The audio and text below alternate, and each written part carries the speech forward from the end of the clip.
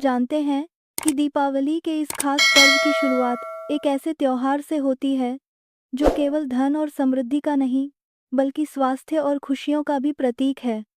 आज हम बात करेंगे धनतेरस की, जो हमें सिखाता है कि असली धन क्या है। क्या आप तैयार हैं जानने के लिए इस त्योहार के पीछे की कहानियाँ, परंपराएं और विशेष बातें?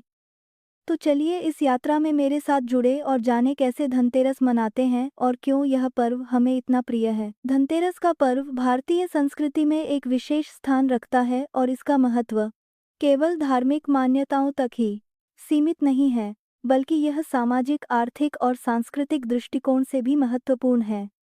धनतेरस का महत्व। धनतेरस का त्योहार समृद्धि के देवता भगवान धन्वंतरि के स्वागत का दिन है।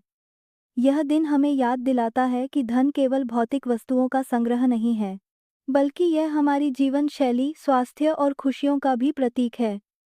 लोग इस दिन सोने, चांदी और अन्य धातुओं के बर्तन खरीदते हैं, जो समृद्धि और धन के साथ साथ भविष्य की सुख समृद्धि का भी संकेत है। भगवान धन्वंतरि को आयुर्वेद का जनक माना जाता है। इसी के साथ साथ होने दिन उनकी पूजा करके लोग स्वास्थ्य और दीर्घायु की कामना करते हैं। यह स्वास्थ्य का महत्व दर्शाता है, जो धन से भी ज़्यादा महत्वपूर्ण है। इस दिन लोग एक दूसरे के साथ समय बिताते हैं, नए बर्तन और सामान खरीदते हैं, जो एक सामाजिक समारोह का रूप ले लेता है। धनतेरस के अवसर पर बाजारों में रौनक होती है, लोग नए सामान खरीदने के लिए तैयार रहते हैं, जिससे व्यापारियों को भी लाभ होता है। यह त्योहार आर्थिक गतिविधियों को बढ़ावा देता है। यह दिन व्यापारियों के लिए नई खाता भी शुरू करने का भी अवसर होता है, जो आर्थिक वृद्धि का संकेत है। धनतेरस से जुड़ी पौराणिक कथा। तो चलिए करते हैं। पौराणिक कथा के अनुसार बहुत समय पहले जब देवताओं की शक्ति कम हो गई थी और असुरों ने उन पर हावी होना शुरू कर दिया था, तो देवता परेशान हो गए। वे मदद के लिए भगवान विष्णु के पास गए। भगवान विष्णु ने उन्हें एक अद्भुत योजना सुझाई। समुद्र मंथन। इस मंथन से अमृत निकलेगा, जिसे पीने से देवता फिर से अमर और शक्तिशाली हो जाएंगे। लेकिन यह काम आसान नहीं था। समुद्र को मथना था और इसके लिए ज़रूरत थी असुरों की मदद की, क्योंकि यह कार्य अकेले देवता नहीं कर सकते थे। अब कल्पना कीजिए, एक तरफ देवता, दूसरी तरफ असुर और बीच में विशाल समुद्र। यह कोई सामान्य मंथन नहीं था, बल्कि एक ऐसी घटना थी जिसने पूरे संसार को हिला दिया। मन का आरंभ मंथन के लिए मंदराचल पर्वत को मथानी बनाया गया और वासुकी नाग को रस्सी की तरह लपेटा गया। देवताओं और असुरों ने मिलकर समुद्र मंथन शुरू किया।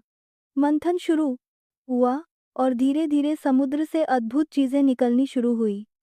जैसे जैसे मंथन आगे बढ़ा, तो समुद्र से कई अविश्वसनीय और चमत्कारी वस्तुएं प्रकट होने लगी। ऐसा लग रहा था मानो हर बार माँ के साथ कोई नया चमत्कार हो रहा हो।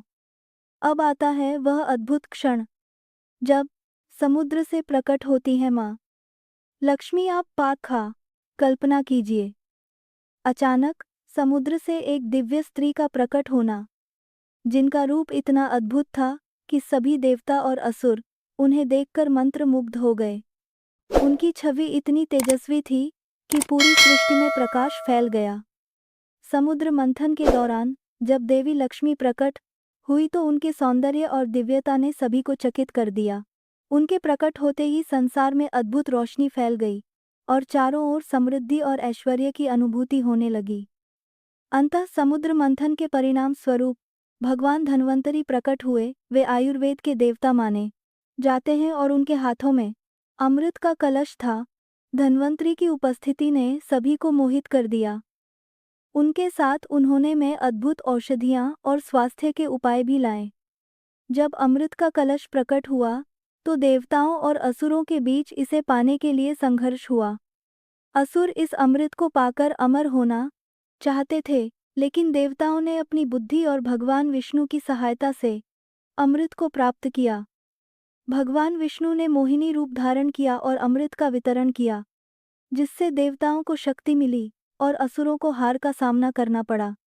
धनतेरस के दिन भगवान धन्वंतरि के अवतरण की याद में उनकी पूजा की जाती है। यह दिन स्वास्थ्य और समृद्धि का प्रतीक है। लोग इस दिन नए बर्तन और आभूषण खरीदते हैं, जो लक्ष्मी जी के स्वागत के लिए शुभ माने जाते हैं। यह परंपरा इस बात का संकेत है कि धन और समृद्धि का आगमन हमेशा से महत्वपूर्ण रहा है। धनतेरस की परंपराएं। धनतेरस से पहले घर की सफाई की जाती है ताकि देवी लक्ष्मी का स्वागत किया जा सके। यह मान्यता है कि देवी लक्ष्मी स्वच्छता को पसंद करती हैं और साफ सुथरे घर में प्रवेश करती हैं। लोग अपने घरों को रंगोली, फूलों और दियों से सजाते हैं। रंगोली बनाना एक पारंपरिक कला है जो घर की सुंदरता बढ़ाती है और घर में सकारात्मक ऊर्जा का संचार करती है। इस दिन लोग नए बर्तन, चांदी और सोने के आभूषण खरीदना शुभ मानते हैं। यह परंपरा धन और समृद्धि को आकर्षित करने का एक तरीका है। चांदी और सोने को विशेष रूप से पवित्र माना जाता है और इन्हें खरीदने से लक्ष्मी जी की कृपा प्राप्त होती है। लोग अक्सर इस दिन नए बर्तन या धातु की वस्तुएं खरीदते हैं।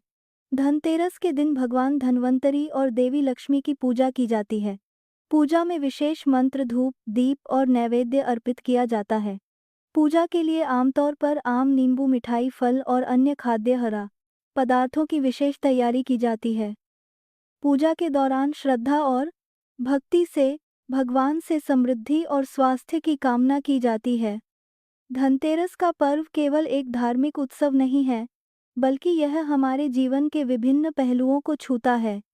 यह स्वास्थ्य, धन, परिवार और सामाजिक संबंधों का एक समागम है। इस दिन की बातें हमें हमारे जीवन में सकारात्मकता, एकता और समृद्धि की दिशा में अग्रसर होने की प्रेरणा देती हैं।